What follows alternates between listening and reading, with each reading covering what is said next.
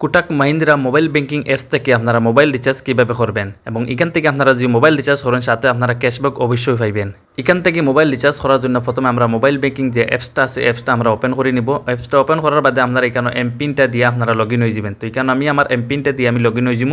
এর পরবর্তীতে আপনারা সামনে আরেকটা ইন্টারফেস এরকম ওপেন হইব। আপনারা সামান্য একটু স্ক্রল ডাউন করে উপরে চলে আসবেন। এখানে একটা অপশন দেখতে পারবেন রিচার্জ অ্যান্ড বিলস হয়ে একটা অপশন আছে, আপনারা এই অপশনটাতে ক্লিক করে দিয়ে দিবেন। এখানেও ক্লিক করার সাথে সাথে আপনারা সামনে আরেকটা পেজ এরকম ওপেন হইব। আপনারা এখানেও দেখতে পারবেন রিচার্জ করার জন্য অনেকগুলো অপশন চলে আসবে।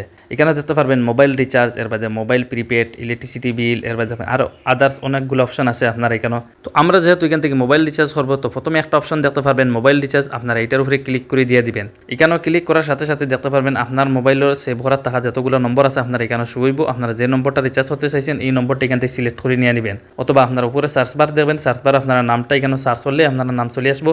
অথবা যে আপনার মোবাইলের নম্বর সেভ করা না থাকে সার্চ বার আপনারা যে নম্বরটা রিচার্জ করতে চাইছেন এই নম্বরটা এখানে টাইপ করে দিয়ে দিবেন। আমার কাছে এই নম্বরটা সেভ আসলো, আমি এই নম্বরটা সিলেক্ট করে নিয়ে আনছি। সিলেক্ট করার পরে দেখতে পারবেন নিচে দেখতে পারবেন কন্টিনিউ হয়ে একটা অপশন আছে, আপনারা এটার উপরে ক্লিক করে দিয়ে দিবেন।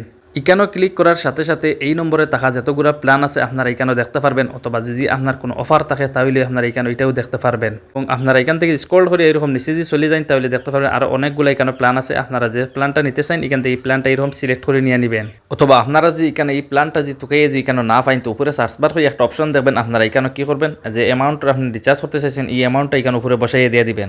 আমি যেহেতু দেখতে পারছেন এখানে 199 একটা রিচার্জ করবো, এখানে 199 আমি লিখে দিয়ে দিছি। দেখতে পারছেন এখানে 199 প্ল্যানটা উপরে শুয়ে হইতেছে। তো আমি এখানে 199 উপরে ক্লিক করে দিয়ে দিব। ক্লিক করার সাথে সাথে দেখতে পারবেন আরেকটা ইন্টারফেস আপনারা সামনে এরকম ওপেন হইব।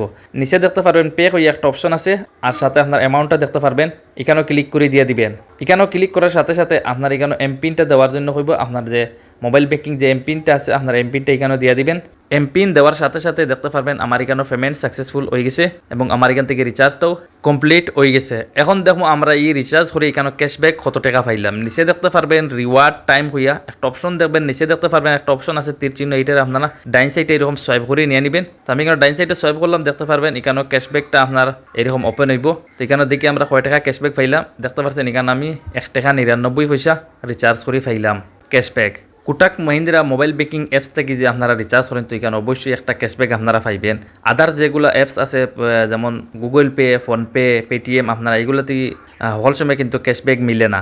আশা করি আপনারা বুঝতে পারছেন এই অ্যাপস থেকে আপনারা কীভাবে মোবাইল রিচার্জ করবেন। ভিডিওটি দেখে যদি ভালো লাগে চ্যানেলটি সাবস্ক্রাইব করবেন আরও এরকম ভিডিও পাওয়ার জন্য।